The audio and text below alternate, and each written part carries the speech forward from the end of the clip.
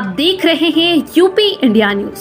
चलिए बढ़ते हैं कुछ खास खबरों की तरफ। मन भावुक है, भाव विभोर है, भाव विह्वल है। ऐसा लगता है हम त्रेता युग में आ गए हैं कि मंदिर वही बना है जहां बनाने का संकल्प लिया था। श्री राम जन्मभूमि मंदिर की स्थापना भारत के सांस्कृतिक पुनर्जागरण का आध्यात्मिक अनुष्ठान है। अब कोई अयोध्या की परिक्रमा में बाधा नहीं बन पाएगा। अयोध्या की गलियों में अब गोलियों की गड़गड़ाहट नहीं होगी। यहाँ दीपोत्सव, रामोत्सव और यहाँ की गलियों में श्री राम नाम संकीर्तन से यहाँ की गलियां गुंजायमान होंगी। 500 वर्षों के लंबे अंतराल के उपरांत आज के इस चिर प्रतीक्षित मौके पर अंतर मन में भावनाएं कुछ ऐसी हैं कि उन्हें व्यक्त करने के लिए शब्द नहीं मिल रहे हैं। मन भावुक है, भाव विभोर है, भाव विह्वल है। निश्चित रूप से आप सब भी ऐसा महसूस कर रहे होंगे। आज इस ऐतिहासिक और अत्यंत पावन अवसर पर भारत का हर नगर, हर ग्राम अयोध्या धाम है। हर मार्ग श्री राम जन्मभूमि की ओर आ रहा है। हर मन में राम नाम है। हर आंख हर्ष और संतोष के आंसू से भीगा है। हर जीवा राम राम जप रही है। रोम रोम में राम रमे हैं। पूरा राष्ट्र राममय है। ऐसा लगता है हम त्रेता युग में आ गए हैं। आज रघुनंदन राघव रामलला हमारे हृदय के भावों से भरे संकल्प स्वरूप सिंहासन पर विराज रहे हैं।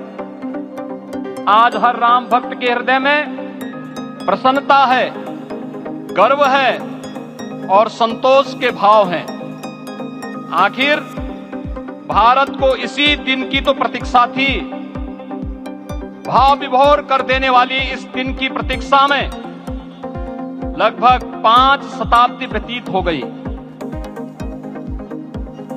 दर्जनों पीढ़ियां अधूरी कामना लिए इस धराधाम से साकेत धाम में लीन हो गई, किंतु प्रतीक्षा और संघर्ष का क्रम सतत जारी रहा।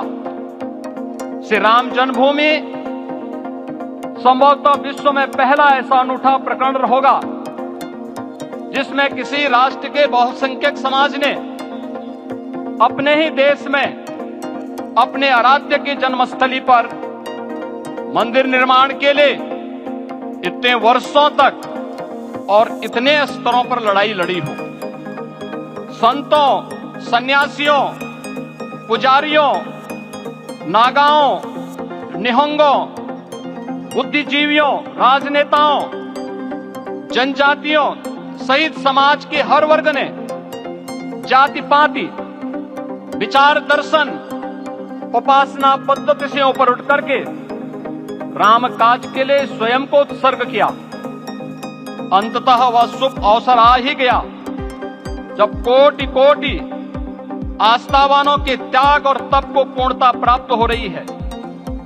आज आत्मा प्रफुल्लित है इस बात से कि मंदिर वही बना है जहां बनाने का संकल्प लिया था। संकल्प और साधना की सिद्धि के लिए हमारी प्रतीक्षा की इस समाप्ति के लिए और संकल्प की पूर्णता के लिए आदरणीय प्रधानमंत्री श्री नरेंद्र मोदी जी का हृदय से आभार और अभिनंदन। माननीय प्रधानमंत्री जी, 2014 में आपके आगमन के साथ ही भारतीय जनमानस कह उठा था कि मोरे जिय भरोस दृढ़ सोई, मिलहि राम सगुन शुभ होई। अभी गर्भगृह में वैदिक विधि विधान से रामलला के बाल विग्रह के प्राण प्रतिष्ठा को हम सब साक्षी बने हैं। अलौकिक छवि है हमारे प्रभु की। बिल्कुल वैसे ही जैसे तुलसीदास जी ने कहा कि नव कंज लोचन कंज मुख कर कंज पद कंजारुणम। धन्य है वह शिल्पी जिसने हमारे मन में बसे राम की छवि को मूर्त रूप प्रदान किया है। विचारों और भावनाओं की विफलता के बीच मुझे पूज्य संतों और अपनी गुरु परंपरा का पुण्य स्मरण हो रहा है। आज उनकी आत्मा को असीम संतोष और आनंद की अनुभूति हो रही होगी। जिन परंपराओं की पीढ़ियां श्री राम जन्मभूमि मुक्ति में अपनी आहुति दे चुकी है, उनकी पावन स्मृतियों को मैं यहां पर कोटि कोटि नमन करता हूं। श्री राम जन्मभूमि महायज्ञ न केवल सनातन आस्था और विश्वास की परीक्षा का काल रहा, बल्कि संपूर्ण भारत को एकात्मता के सूत्र में बांधने के लिए राष्ट्र की सामूहिक चेतना जागरण के ध्येय में भी सफल सिद्ध हुआ है। सदियों के बाद भारत में हो रहे इस चिर प्रतीक्षित नवविवाह को देख अयोध्या समेत पूरा भारत का वर्तमान आनंदित हो उठा है। भाग्यवान है हमारी पीढ़ी जो इस राम काज के साक्षी बन रहे हैं, और उससे भी बड़भागी है वो जिन्होंने सर्वस्व इस राम काज के लिए समर्पित किया है और करते चले जा रहे हैं। जिस अयोध्या को अवनी की अमरावती और धरती का वैकुंठ कहा गया, वो सदियों तक अभिषिप्त थी, उपेक्षित रही, सुनियोजित तिरस्कार झेलती रही। अपनी ही भूमि पर सनातन आस्था प्रज्वलित होती रही, चोटिल होती रही, किंतु राम का जीवन हमें संयम की शिक्षा देता है और भारतीय समाज ने संयम बनाए रखा। लेकिन हर एक दिन के साथ ही हमारा संकल्प और भी दृढ़ होता गया, और आज देखिए पूरी दुनिया अयोध्या के वैभव को निभा रही है।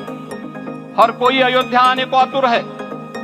आज अयोध्या में त्रेतायुगीन वैभव उतर आया है, दिख रहा है। यह धर्मनगरी विश्व की सांस्कृतिक राजधानी के रूप में प्रतिष्ठित हो रही है।